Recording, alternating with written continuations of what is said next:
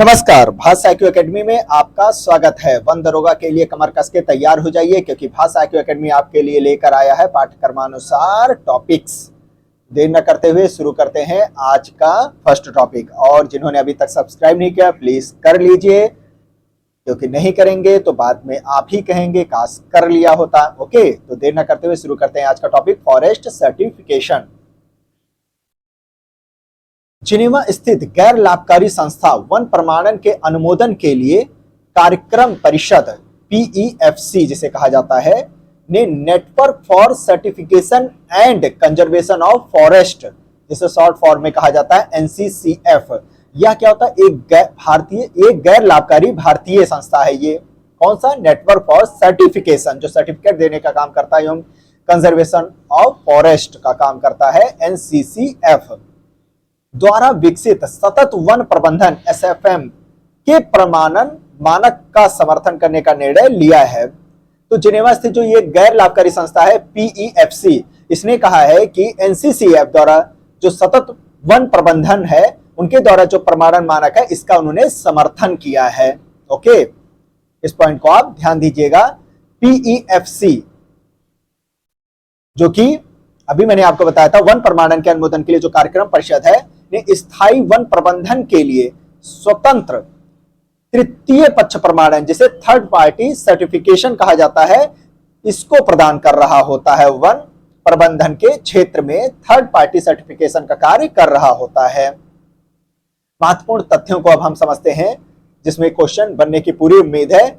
NCCF की स्थापना कब हुई थी? 2015 में हुई थी। ओके, जो भारतीय गैर लाभकारी संस्था है इसकी स्थापना हुई थी 2015 में। इसको ध्यान दीजिएगा। वन आधारित उद्योगों, गैर लाभकारी संस्थाओं, वन लेखा परीक्षकों और सरकारी वन विभागों के प्रतिनिधियों द्वारा भारत के वनों, उनके उत्पादों और उनके टिकाऊ प्रबंधन को प्रमाणित करने के लिए मानक निर्धारित करने के उद्देश्य से किया गया था। ओके, समझ गए इसका अर्थ? कि वन हुआ, उनके जो उत्पाद निकल के आ रहे हैं, उनका जो टिकाऊ प्रबंधन है, इसके लिए क्या मानक, क्या स्टैंडर्ड वैल्यू तय किया जाए, इस पर बल देने के लिए, इसको उस उद्देश्य को, इस लक्ष्य की पूर्ति के लिए इसका निर्माण की स्थापना जो है किया गया था NCCF की। कब? 2015 में। NCCF की वन प्रमाणन योजना का जो मुख्य उद्देश्य है भारत के वन प्रबंधन व्यवस्था में सुधार करना है। स्टार दीजिए, ये इसका मेन लक्ष्य, मेन उद्देश्य है, जिसकी अक्सर वन अधिकार, वन क्षरण, जैव विविधता हानि, अतिक्रमण, जनशक्ति की कमी आदि जैसे विभिन्न मुद्दों के लिए आलोचना की जाती है। ओके, कि वन प्रबंधन के क्षेत्र में कई दिक्कतें भी आ रही होती हैं, जिसका उसको खामियाजा भुगतना पड़ रहा होता है। तो ऐसी दिक्कतें फ्यूचर में ना आए, उसके लिए इसकी स्थापना की गई है। महत्व और वन प्रमाणन की आवश्यकता क्यों पड़ी? वन प्रमाणन को दुनिया भर में वन प्रबंधन के लिए एक कुशल उपकरण के रूप में स्वीकार किया गया है। भारत के वन महत्वपूर्ण पारिस्थितिक, आर्थिक और सामाजिक कार्य करते हैं। ओके, जो वन होते हैं ये पारिस्थितिक, आर्थिक, सामाजिक ये सभी कार्य कर रहे होते हैं, जो इस देश के 275 मिलियन से अधिक वन आश्रित लोगों को आजीविका प्रदान कर रहे होते हैं। तो वन कितना जरूरी है वो आप इसी से अनुमान लगा सकते हैं। वनों की इन भूमिकाओं को बनाए रखने और बढ़ाने के लिए प्रमाणन की आवश्यकता आन पड़ी, समझ रहे हैं? क्योंकि किसी चीज का एक स्टैंडर्ड वैल्यू होना चाहिए कि कितना वन लगाया जाना चाहिए, कितनी जरूरतें हैं लोगों की, संसाधनों की कितनी खपत हो रही है, इस पर बल दिया जाना चाहिए। लोगों का विकास हो रहा है कि नहीं हो रहा है, जनजातीय लोगों का विकास हो रहा है, वन में रहने वाले लोगों का विकास हो रहा है, इस पर पूरा ध्यान दिया जाता है। वनों का सही इस्तेमाल कैसे किया जाए, आर्थिक सामाजिक महत्व को कैसे उसमें बल दिया जाए, इसके लिए एक स्टैंडर्ड वैल्यू की जरूरत पड़ी है। ओके, इतना आप समझ गए होंगे। वन प्रमाणन क्या है, इस पर ध्यान दीजिएगा, ये बहुत ही ज्यादा महत्वपूर्ण है। वन प्रमाणन, जिसे वन सर्टिफिकेट, फॉरेस्ट सर्टिफिकेट कहा जाता है, रियो अर्थ समिति के बाद 1990 के दशक में इसे शुरू किया गया था। एक वैश्विक आंदोलन, एक स्वतंत्र तृतीय पक्ष द्वारा जंगलों के बाहर जंगलों और पेड़ों के स्थायी प्रबंधन को बढ़ावा देने के लिए डिजाइन किया गया एक बाजार आधारित गैर नियामक संरक्षण उपकरण होता है। जो जंगल के बाहर है ना, जंगल के बाहर जैसे जंगल लगाए जाना, ओके, जो जंगल के एरिया में नहीं आते हैं या पेड़ लगाए जाना, तो उनके प्रबंधन को डिजाइन करने की इसमें बात कही गई है। एक नियामक उनके लिए उनका संरक्षण उपकरण का कार्य कर रहा होता है, ओके, इसीलिए वन प्रमाणन इंपॉर्टेंट है। यह है उसका वन प्रमाणन का एक उच्च परिभाषा। कई विकसित देशों ने अपने देशों में गैर प्रमाणित लकड़ी, गैर लकड़ी वन उत्पादों और लकड़ी आधारित सामानों के आयात पर व्यापार प्रतिबंध लगा दिया है, ओके। इस पर तो कई देशों ने प्रतिबंध तक लगा दिया कि उनका आप आयात निर्यात नहीं कर सकते हैं। निर्यात के लिए स्थायी वन प्रबंधन प्रमाण पत्र प्राप्त करना अनिवार्य कर दिया गया है। ये अति महत्वपूर्ण है, इसे आप स्टार दीजिए, ओके। अगर कोई चीज आप निर्यात करना चाहते हैं तो उसके लिए आपको स्थायी वन प्रबंधन सर्टिफिकेट लेना जरूरी होगा। तो ये था वन प्रमाण क्या है, प्रमाणन क्या है। चलिए अब समझते हैं ह्यूमन वाइल्ड लाइफ कॉन्फ्लिक्ट, मानव पशु संघर्ष। जैसा कि आजकल आप हमेशा देखते आ रहे हैं, कुछ मैं सुर्खियों की बातें बता देता हूं, इसमें से भी क्वेश्चन बन सकता है। हाथी के बारे में हम शुरू करते हैं। पहले 2018 से लेकर के 2019 और 2020-21 के बीच देश भर में 222 हाथियों को करंट लगने से मौत हुई, 45 की ट्रेन से मौत हुई और 29 का शिकार किया गया और 11 को जहर देकर मार दिया गया, जो कि एक बहुत ही विकट समस्या है। एक निंदनीय कार्य जिसे हम कहेंगे ये है कि उनका शिकार किया जा रहा है, उनको जहर देकर मारा जा रहा है। ये सच में एक निंदनीय कार्य है। 2020-21 में उनके हाथी दांत के लिए किया जा रहा होता है, ताकि अवैध तस्करी को बढ़ावा देने के लिए किया जा रहा होता है। ऐसे कार्य के लिए जीवन लिया जा रहा होता है। बाघ के क्षेत्र में, बाघों में भी 2019 से लेकर के 2021 के बीच में अवैध शिकार से 29 बाघ मारे गए, जबकि 197 बाघों की मौत की जांच की जा रही है। ये भी एक विकट समस्या है। मानव हताहत भी हुए हैं भाई इसमें। हाथियों ने 3 वर्षों में 1579 मनुष्यों को मार डाला। 2019 से 20 में 585 सबसे ज्यादा, जिसमें उड़ीसा में मारे गए, और बाघों ने 125 इंसान 2019 से लेकर के 2021 के दौरान में, ये डाटा जो है 125 लगभग इतनों को मार दिया है, जिसमें सबसे ज्यादा महाराष्ट्र में देखे गए, ओके। चलिए अब हम इसके परिभाषा को समझते हैं। क्या होता है मानव और पशु संघर्ष? मानव और पशु संघर्ष मानव और जंगली पशुओं के बीच आमना सामना से संबंधित होता है कि एक तरफ से मानव जो कि अपने फसल उगाए हैं, वहां जंगलों को काटते हुए आगे बढ़ रहे हैं, और छोटा होता जंगल जिससे जानवर आगे की ओर बढ़ रहे हैं, भाई कहां विचरण कर सके, तो एक संघर्ष की स्थिति उत्पन्न हो गई है, जिसका परिणाम मानव और उनके संसाधनों तथा जंगली जंतुओं और उनके आवासों पर नकारात्मक प्रभाव के रूप में पड़ रहा है। यह तब होता है जब मानव और जो जंतु हैं उनकी जनसंख्या में तीव्र वृद्धि देखने को मिल रही होती है। जब जनसंख्या बढ़ना शुरू हो जाएगी तो ये जंगल की तरफ मानव बढ़ेंगे, और वहीं जानवर जो होते हैं उनकी जब जनसंख्या बढ़ेगी तो भी खाने की तलाश में जंगल से बाहर की ओर निकल रहे होते हैं, ओके। तो मानव संसाधनों या जंगली संसाधनों में कमी आना शुरू हो गई है, जिसकी वजह से इनका आमना सामना होना बढ़ गया है। संघर्ष का मेन कारण क्या है उसको समझते हैं। इस पर क्वेश्चन बन सकता है।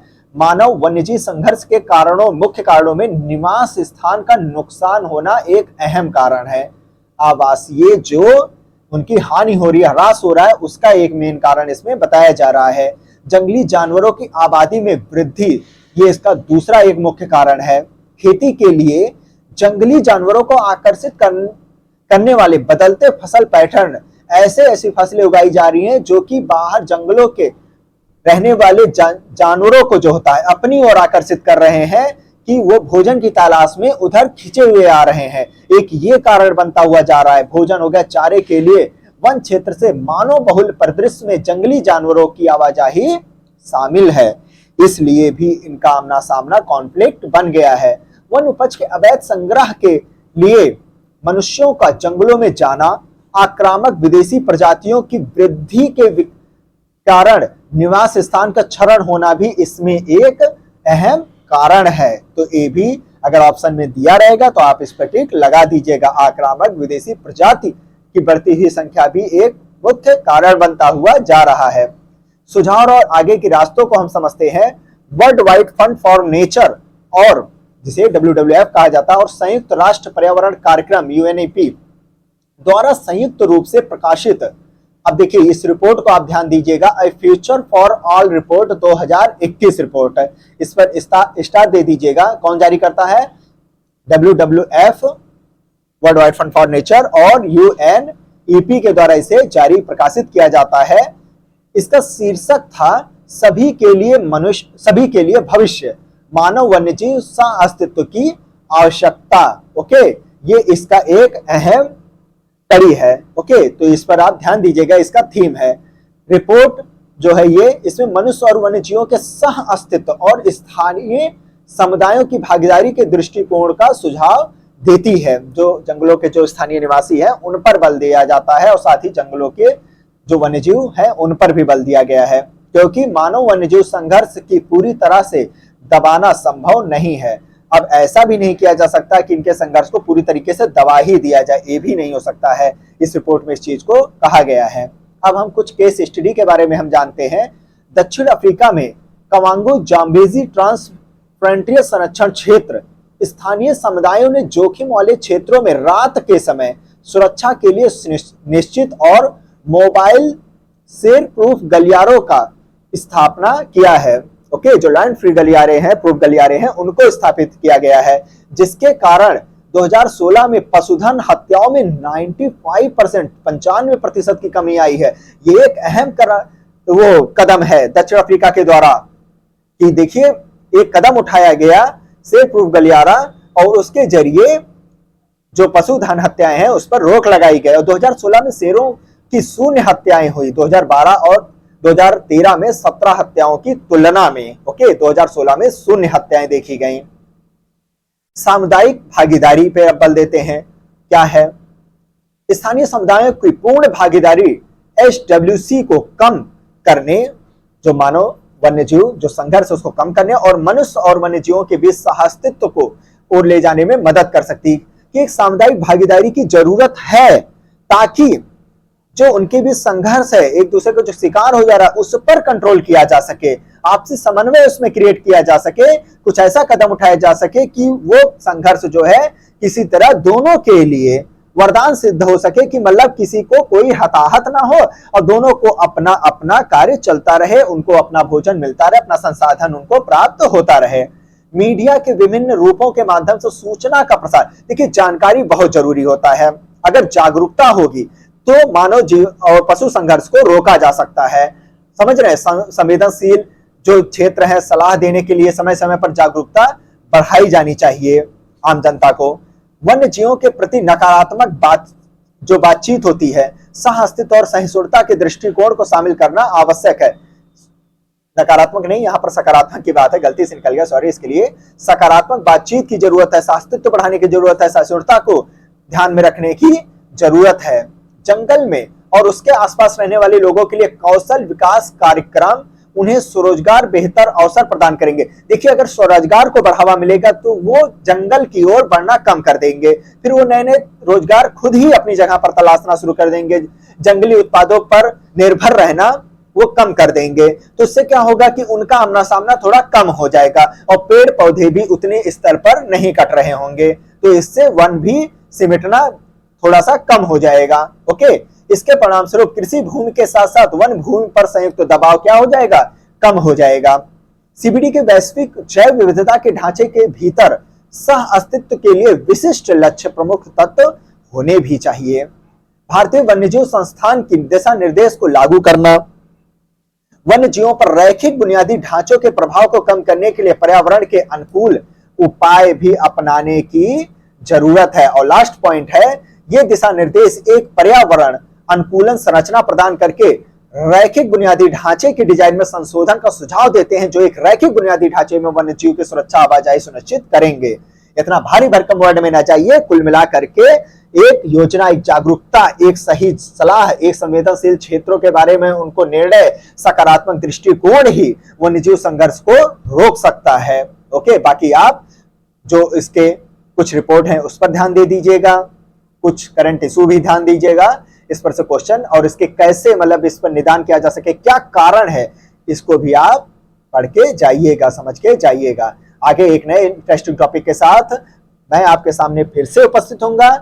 जिन्होंने सब्सक्राइब नहीं किया प्लीज मैं फिर से कह रहा हूं कर लीजिए, अभी भी टाइम है, ताकि आपके सामने सही वीडियो पहुंचते ही रहे। तो मैं आपसे विदा लेता हूं। जय हिंद, जय भारत।